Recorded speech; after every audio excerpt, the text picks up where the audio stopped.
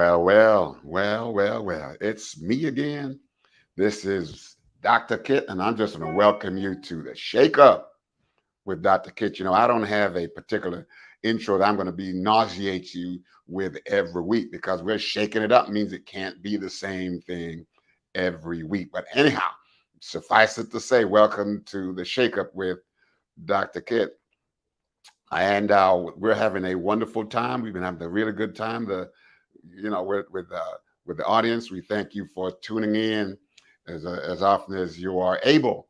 And if you like it, please share, okay, and tell somebody about it so that the information that I share with you, it will be good for them too. So like it, follow, share, and subscribe. Like it, follow, share, and subscribe. Okay, and and that's good. So welcome again, Shake Up with Dr. Kit. Now today I'm going to be riding solo. Reason is this: we've had a number of questions that viewers like you have sent in over the last 2 to 3 weeks that I have not been able to answer. And so I'm going to take some time to answer some of those questions this week. And let me just say right here that if you would like to have your questions answered, even if we don't get them answered on the show, just send them to my team. Email me at drkitspeaks@gmail.com. Email the team, drkitspeaks@gmail.com, to be considered for future shows or just to send in your questions. Okay, drkitspeaks@gmail.com, and my team will take care of that for you if you'd like to be on a future show. All right. So enough of that. So we're gonna get right into this right now, and I'm going to address the first question. And let me tell you, these are real questions. There are no easy answers to these questions. So if it doesn't make sense to you, it's not that it's not making sense to anybody, and it doesn't mean I'm talking nonsense. It might just be that because we're dealing with the human experience, every time you have an experience about an experience, it is a new experience.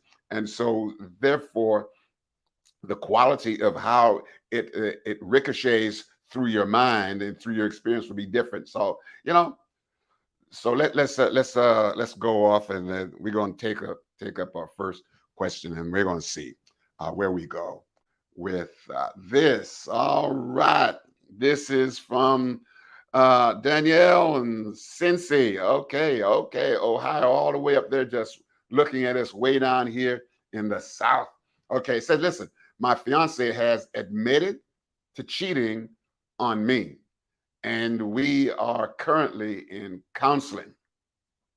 Should I view this as a red flag and leave her, or should I keep trying to work through this with her? My fiance admitted. Okay, all right. So we're gonna go with this, and so Daniel R from Cincy. Here's what we do. Cheating is one of those things that has the capacity to really cut deep to the core of a person's soul.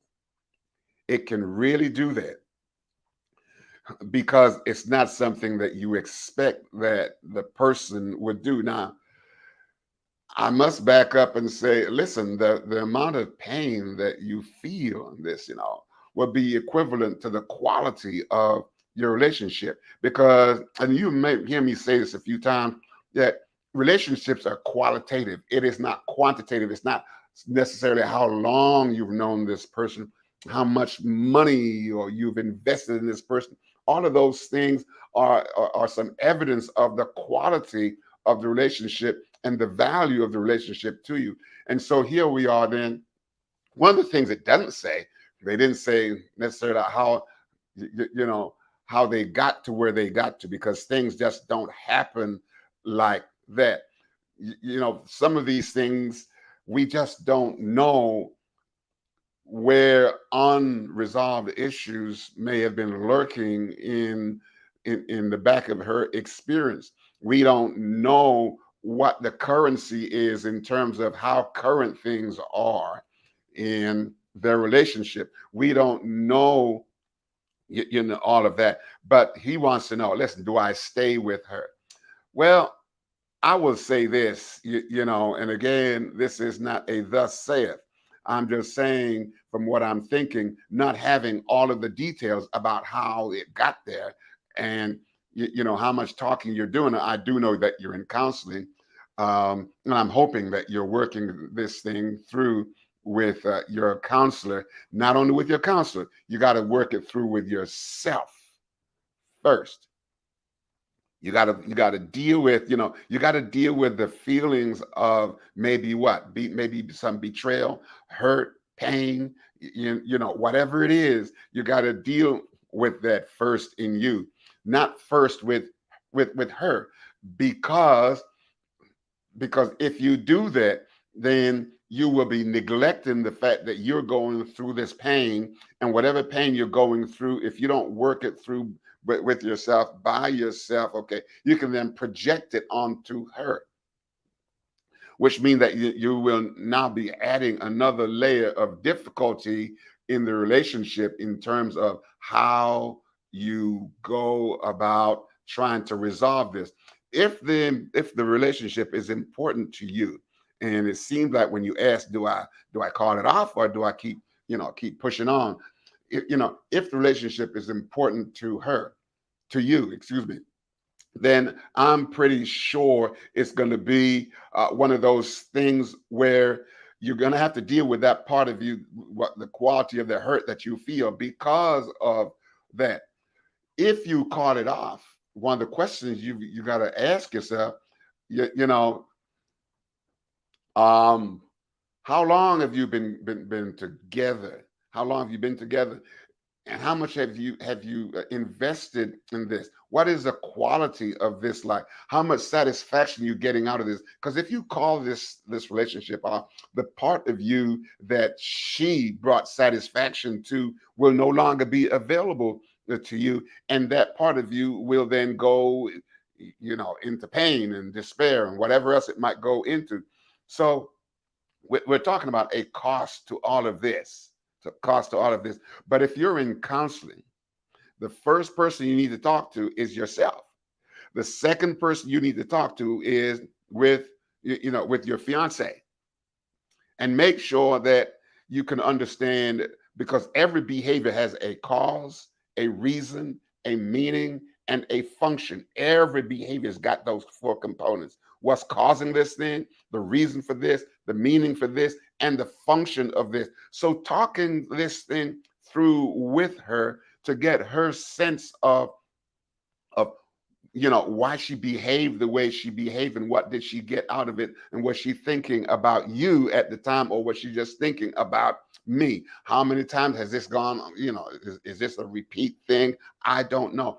But the degree to which you love her and you invest in her, and you can walk your way through this in your treatment, you know, it might be a good thing to start looking at this and working your way through this with her, so that you can kind of reroute this relationship depending on how meaningful it is to both of you. Okay. So it's difficult just to give a plain answer, but it was a good question, because it is a painful thing that you have to deal with in terms of your feelings. All right. Okay. So hope that makes sense to you. So now we're going to go on to another question. I think we have another question that somebody sent in. Said, my boyfriend is all about his video games and playing basketball with his boys. Whenever I try to get him to do something with me, he accuses me of nagging. We have been together for 3 years and I love him. He has great qualities, but I am not sure if this relationship is worth continuing. What should I do? And again, I'm going to say there is no real firm, this is what you do. Okay. You've been in this now for some time. It's been 3 years. But he said, listen, it's all about him and his video games. And he likes to play with the boys. So one of the questions that I'm asking myself that I ask you to consider is, to what degree, is intimacy and investing of the self in this relationship important to him? Because playing the video games, it would allow him to be in the same or similar or close space with you, but the distraction comes, and this is where he might feel pretty comfortable. He's in the house with you. He may be driving in the car with you. He may be sitting at the soda shop with you, doing whatever. But as long as he's able to focus on something else, he does not have to, invest that part of himself, or you in himself. He doesn't have to do that.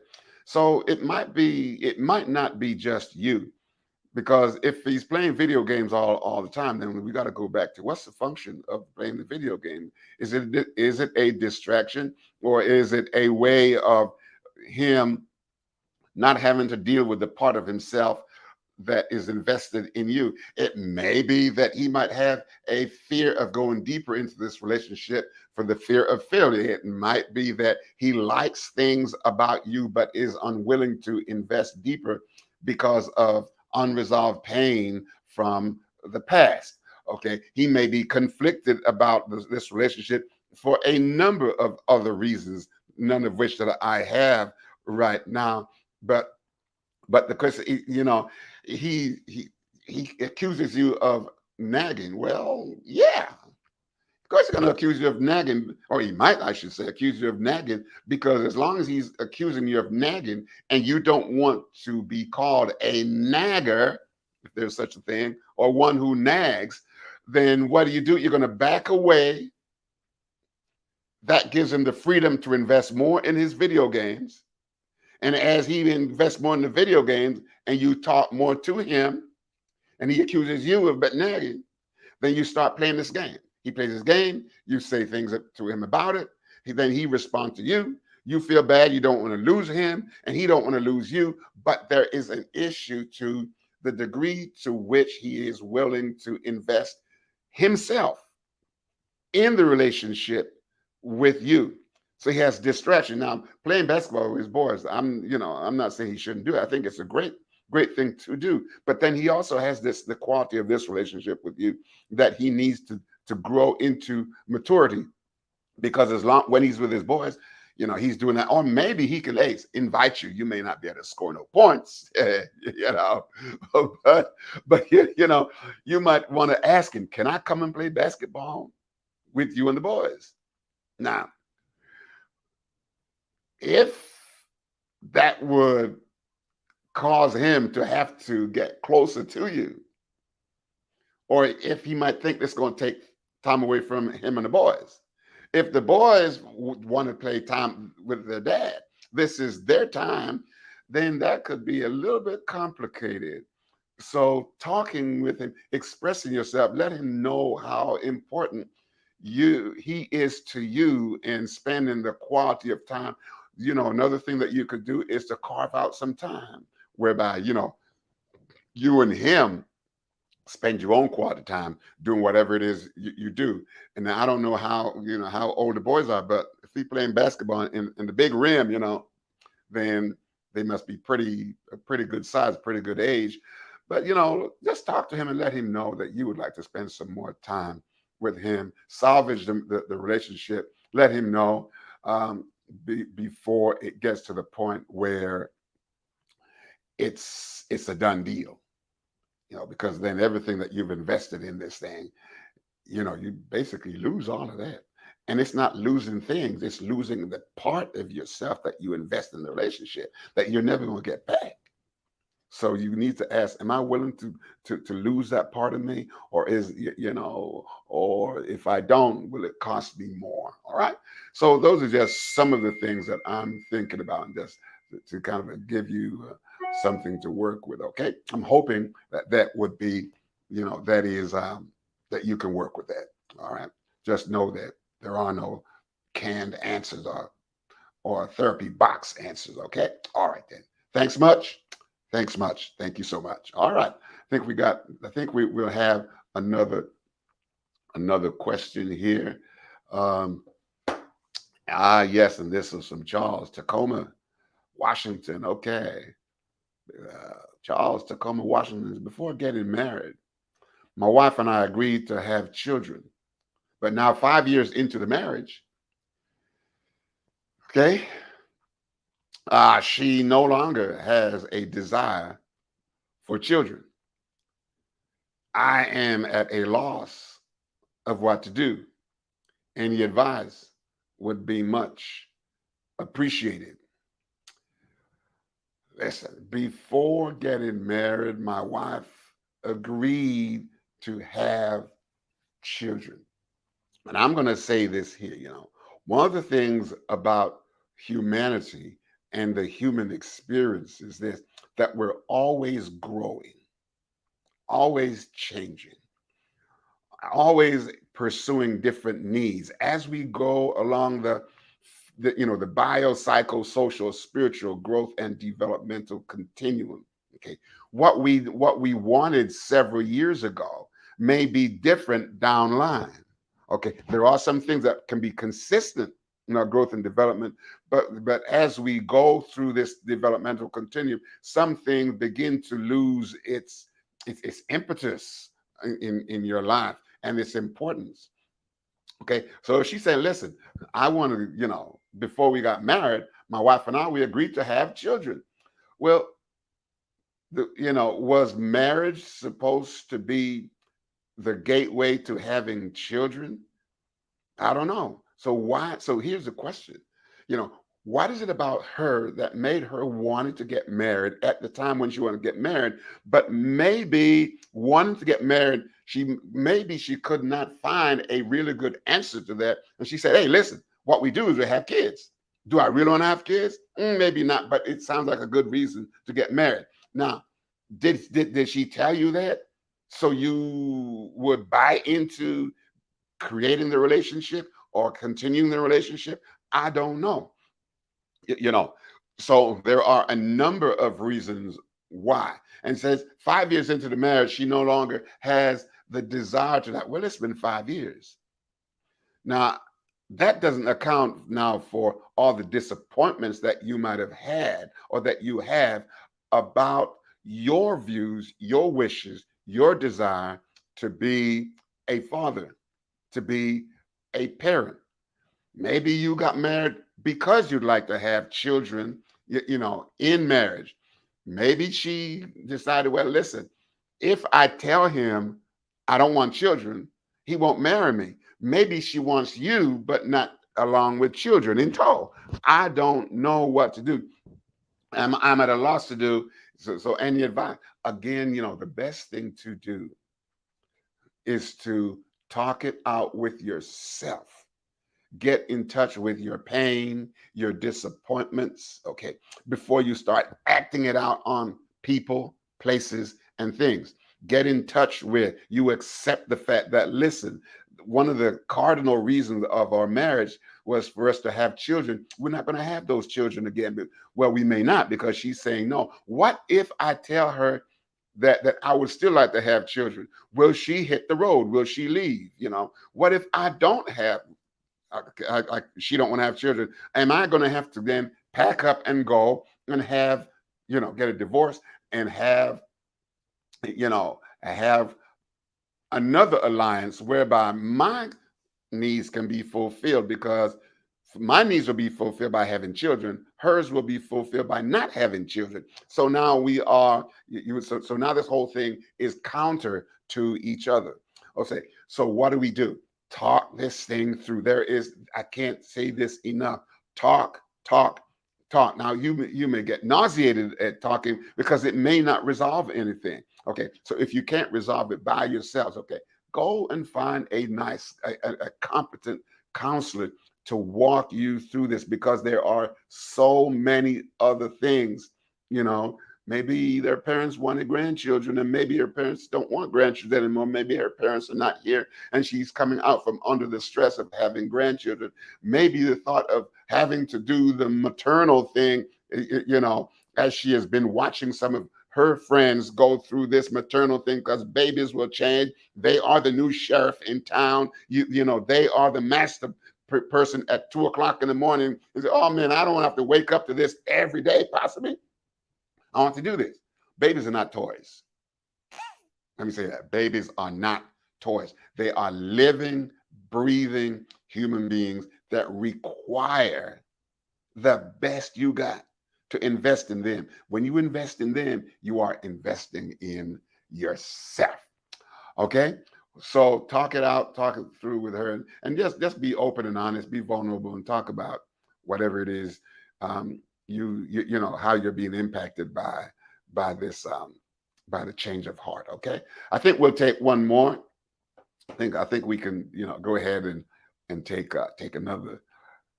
We have several, but I just take one more. It says, hey, listen, Sarah, Orlando, Sunshine Country.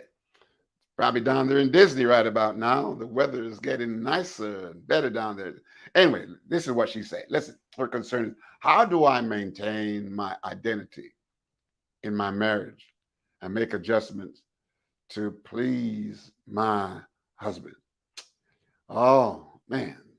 These people, they got some of the toughest questions on the planet. And again, I will say this, if she was right here with me, it'd be a lot easier. but but she's not. So I got to work on this thing. How do I maintain my identity? Well, your identity is singular, so it cannot be replicated by any means of science. It just can't be replicated. There is no way for that to happen. So if she's saying, listen, this is who I am, that's her identity. My amness, I'm killing the language, English language. I'm okay with that. I'm not a teacher, so hey, listen, that's the way it is right now. Okay. So her amness is important to her. She says, as I am, who am I? See, that's the question. We're talking about her identity. You're going to ask herself, who am I? Who is this person? How do I differ from everybody else on the planet? That's the question on the concern now. How do I maintain my identity, which is different from everybody else? All right. So she wants to know, how do I do that in a marriage? Now, is she feeling like she is being engulfed in this marriage by the presence or the behavior of her spouse? Because some spouses, you might marry a spouse for a particular reason. He or she is popular. They really know how to rock it out there. They know how to do all of those things out there. So you marry them because being with them help you to do what? Live a particular identity. But then when you do that, living your identity through their popularity or identity, then you begin to say, wait a minute, I'm getting lost in this thing. Every time we go out, people refer to me as Mrs. This. I don't have a name. I really don't. I'm not Mary, Jack, Jane, Sue, whatever it is. They refer to me as Mrs. This. And what that does, it takes your identity away from you. Your uniqueness is now they see you as an appendage to this person. How do I maintain my identity in the marriage, and make adjustments? Well, when you are struggling with your own identity, you need to, again, I'm going to tell you this, because this is what a lot of people don't do. They act out before they talk it out to themselves. You need to ask yourself, who am I? Who is this person? You need to do a self-inventory and say, listen, what part of me, and I know this is gonna be crazy for some people, what part of me, okay, is invested in the marriage like this? and what part of me is left for my own self determination or determining behavior. If you bury everything into the marriage, okay, then you have nothing left for you. And so the marriage will represent everything there is about you. But then guess what? There was more of you that you brought into the marriage that your spouse admired and liked. So the question is, because people are constantly changing, what did they change from and into, and what, for what's the reason for the change? Okay, how do I maintain my identity? If you cannot take care of your identity, your spouse is going to come home to a person that they don't know, and y'all are already strangers. All of us are strangers anyhow. You're going to come home to this person, and if it's difficult for you to be able to do that, then you might start acting out, anger, whatever it is, you might start acting out. But I don't think that's what you're saying. Like, how do I maintain my identity in this? You find usefulness in who you are and never give up on that part of you that makes you feel unique. Now, that might cause some stress in the marriage, if especially if we're dealing with a person who see the roles of certain gender in marriages as paramount. Okay, and if that's what it is, then you got to have another talk with this. I think a lot of times, I'm not sure how much talking spouses do. Sometimes when you try talking, it doesn't seem like it's going anywhere. But but but if you have more people in the family than you do, like children, okay, you maintain your identity for you maintain your identity for your spouse, and you maintain your identity for your children. You maintain your identity so people in your family of origin, they need to know that there is some consistency and some level of predictability in who you are, so they know how to approach you. And so that's a part of the reason to do that. But then when you maintain your identity, what you are doing is validating yourself and bringing worth to yourself, and saying, no matter the fact that I'm married to somebody, I'm not a second class citizen in this marriage or in this alliance or in this relationship. So you need to do that. Make sure that under all circumstances, you are validating yourself, and you never let who you are, become second class. Because if you do that, then your spouse might need to understand that when you lose your identity, okay, he will be losing the better part of who you are, the best part of who you are, which will be no longer be available to him, because it's wrapped up in who am I? I just don't know. And then it might come down to, hey, listen, if you lose your identity and you don't know how to behave, he can't make no predictability about how you are going to be. He won't know who he's coming home to, who he's going to bed with, because your identity has changed. Once your identity changes, your behavior will change in order to accommodate your identity, or you will change so that you can send a message to him and say, listen, in this marriage, I don't like the person. I've heard people say, I don't like the person I am becoming. And if you feel that the marriage is so powerful, or the relationship is so powerful that it is creating a different person other than who you are, then take care of that. Take care of that, because in the end, who you are in any alliance, okay, is more important than your role in the alliance. Okay, your role is what you do, but your identity is who you are. Never give up on your identity. It doesn't matter what the relationship is. Always make sure, because in the end, if you have nothing left in your relationship, you do have your identity. All right. So I'm hoping that that will kind of give you somewhere to go with this. And again, talk to yourself, talk to your partner, and talk to somebody, maybe a counselor who can help you along the way. Okay, and so that's it. I answered three or four questions today. We have more, but we're going to save those for some other time. So thank you for being on the Shake Up with Dr. Kit. You can email my team at drkitspeaks@gmail.com, and you can let them know that, hey, listen, I'd like to be a part of the show coming up. And also email them your questions that you might have about anything, even some of the things that I've said this evening that might be kind of ooh, that man is crazy. He's off the hook. He doesn't know what he's talking about. Dr. Kit speaks at gmail.com will resolve a lot of this stuff. It may not resolve your issues, but it will resolve me and you. Okay. Listen, I thank you so much for just being here with me.